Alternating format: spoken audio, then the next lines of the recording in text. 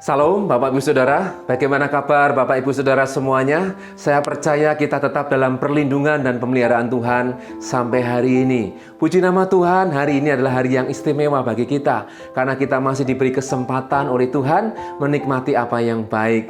Dan saya mau bersaksi bahwa tepatnya tanggal 10 di hari Jumat bulan ini saya diberi usia 45 tahun oleh Tuhan. Dan saya bersyukur atas penyertaan Tuhan sampai hari ini saya masih ada dan saya masih bisa berdiri tegak oleh karena kemurahan Tuhan sampai hari ini. Luar biasa Bapak Saudaraku, dalam perjalanan hidup yang saya alami, yang saya harus hadapi, kenyataan-kenyataan yang sesulit apapun, saya merasakan bahwa Tuhan menyertai dan Tuhan memberikan pertolongan dan Tuhan memberikan kesempatan.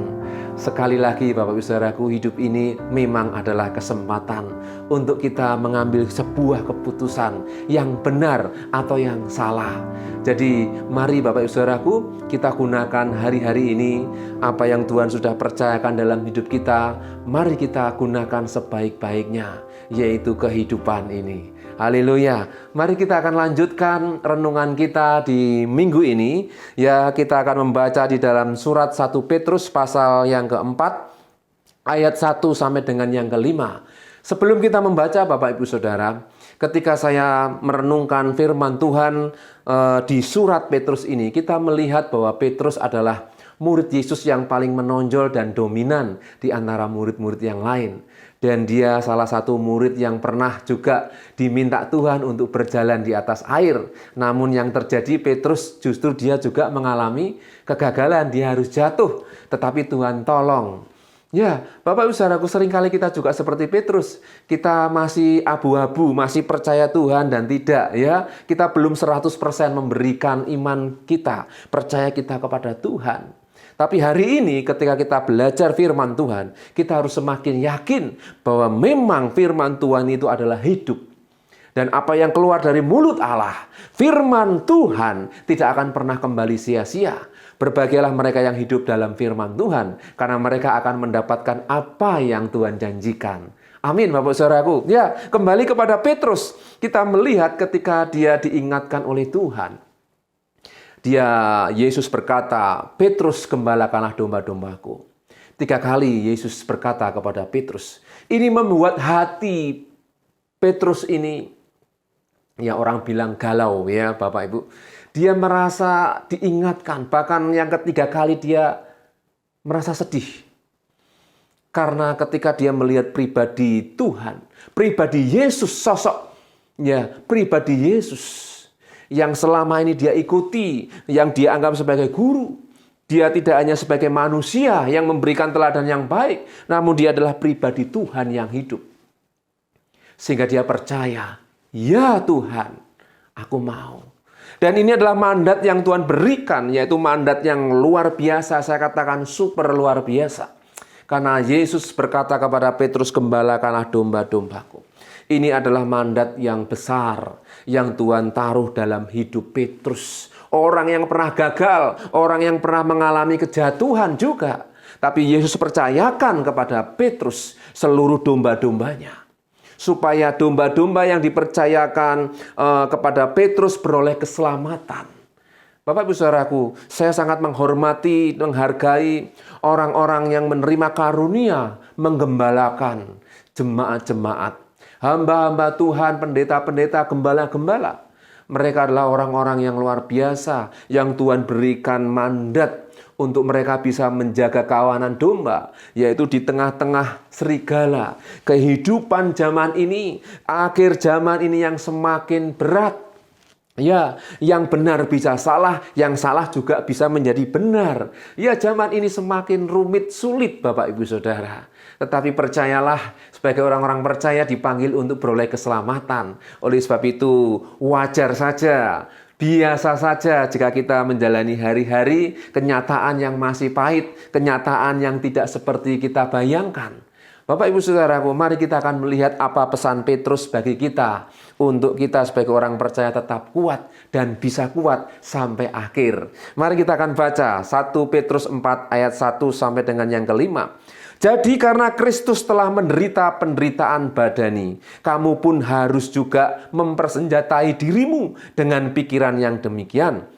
Karena barang siapa telah menderita penderitaan badani, ia telah berhenti berbuat dosa. Bapak Ibu Saudaraku, kenapa Petrus mengingatkan penderitaan-penderitaan terus kepada jemaat Tuhan? Karena ini sangat penting. Karena tantangan tidak hanya dari luar, tapi dari dalam. Yaitu dari keinginan hati manusia yang bisa bertolak belakang dengan firman Tuhan. Bahkan menentang Tuhan. Keinginan-keinginan keangkuhan hati manusia. Ya, seringkali manusia jatuh dan gagal karena menuruti keinginan hatinya.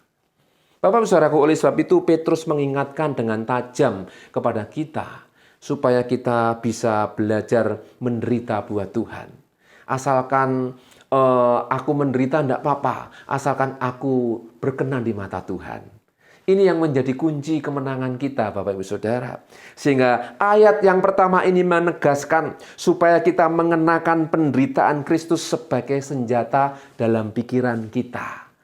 Ya, walaupun kita menderita secara tubuh, ya kita harus menahan segala nafsu yang tidak benar, keinginan yang salah. Kita harus menderita. Ya, ini bagian dari hidup kita, orang-orang percaya. Kita tidak bisa menawar lagi, Bapak Ibu Saudara. Kalau nuruti keinginan kita, hati manusia, wah, banyak hal yang bertentangan. Ya, sehingga kita seringkali jatuh dan gagal. Oleh sebab itu, Bapak Saudaraku, Petrus mengingatkan hal ini. Ya, mari kita akan lihat perbandingan dengan Roma pasal 13 ayat 12 sampai dengan 14. Hari sudah jauh malam, telah hampir siang. Sebab itu marilah kita menanggalkan perbuatan-perbuatan kegelapan dan mengenakan perlengkapan senjata terang. Marilah kita hidup dengan sopan, seperti pada siang hari. Jangan dalam pesta pora dan kemabukan. Jangan dalam percabulan dan hawa nafsu. Jangan dalam perselisihan dan iri hati. Ayat 14, tetapi kenakanlah Tuhan Yesus Kristus sebagai perlengkapan senjata terang.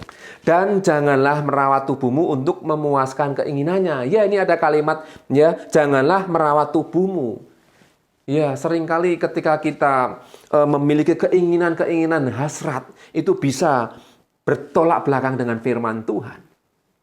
Sehingga Roma ini mengingatkan supaya kenakanlah Tuhan Yesus Kristus sebagai perlengkapan senjata terang. Dalam kebenaran, dalam kekudusan dan kesucian.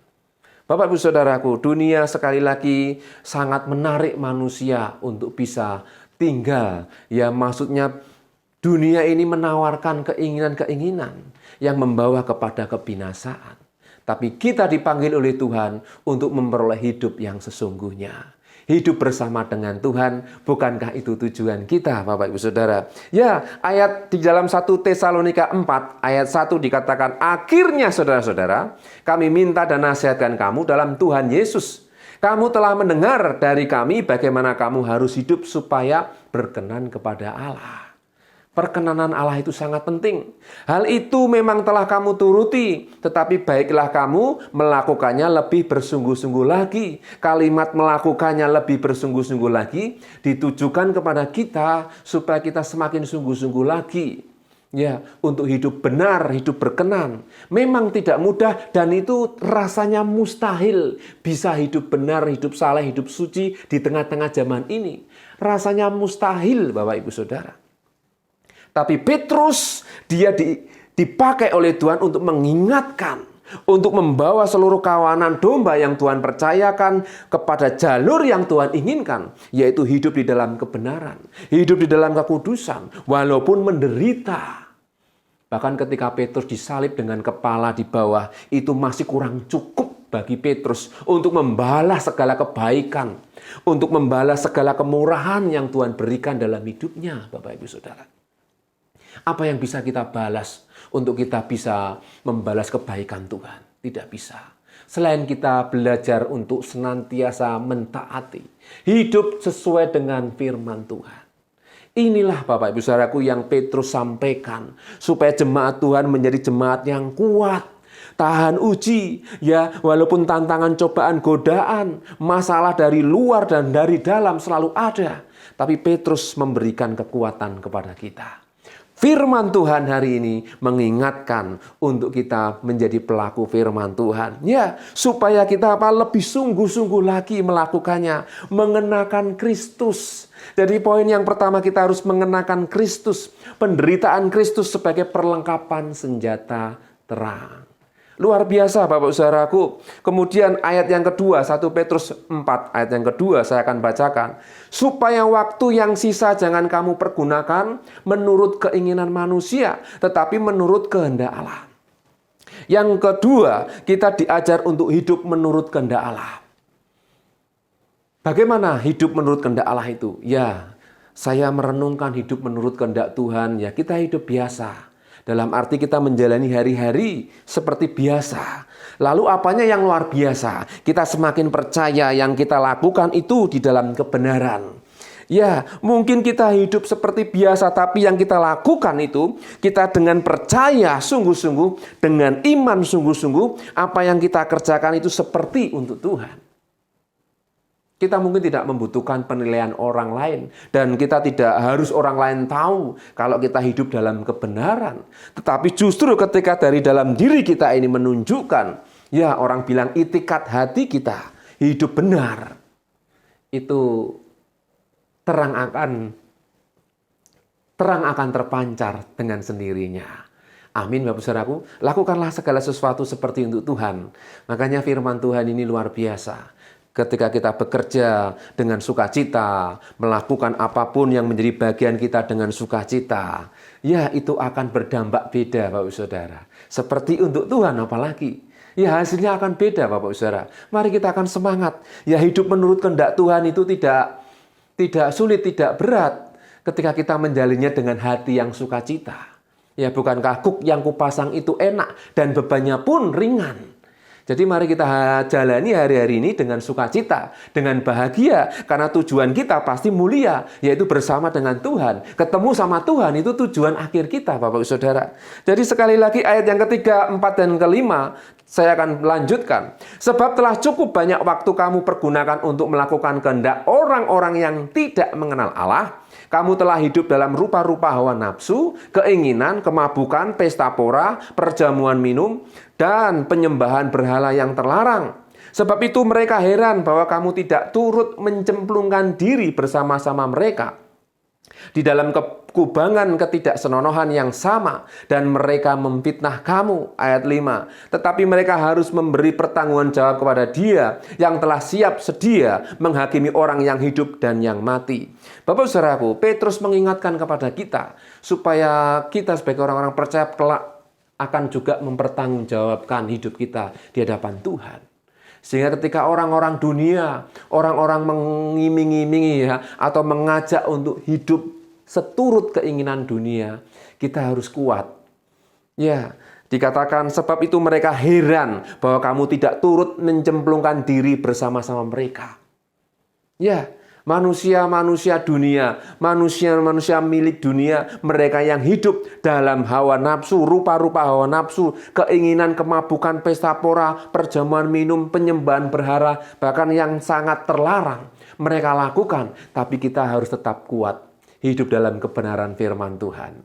Kita harus bisa menjaga hati kita, menjaga keinginan kita. Amin Bapak Saudaraku, ini yang dipesankan oleh Petrus kepada jemaat Tuhan. Karena Petrus ditunjuk oleh Tuhan menjadi gembala. Dia adalah gembala yang pertama, kalau boleh saya katakan. Gembalakanlah domba-dombaku. Hei Petrus. Efesus 5 ayat 15 mengatakan, karena itu perhatikanlah dengan seksama bagaimana kamu hidup. Janganlah seperti orang bebal, tetapi seperti orang arif. Ayat 16, dan pergunakanlah waktu yang ada, karena hari-hari ini adalah jahat. Hari-harinya sih biasa, Senin, Selasa sampai hari Minggu. Tetapi dunia ini semakin jahat Bapak Ibu Saudara. Ayat 17, sebab itu janganlah kamu bodoh, tetapi usahakanlah supaya kamu mengerti kehendak Tuhan. Mari kita semakin mengerti apa yang Tuhan mau dalam hidup kita. Iya, hubungan kita secara pribadi dengan Tuhan itu sangat penting. Dan itu menentukan kemana kita akan melangkah. Ya, Kolose 4 ayat 5, hiduplah dengan penuh hikmat terhadap orang-orang luar. Pergunakanlah waktu yang ada. Saya berpikir Bapak Saudaraku, hiduplah dengan penuh hikmat terhadap orang-orang luar. Maksudnya adalah mereka yang di luar Tuhan, mereka yang belum percaya Tuhan, yang hidupnya tidak di dalam Tuhan. Ya, kita harus semakin bijaksana dan berhikmat.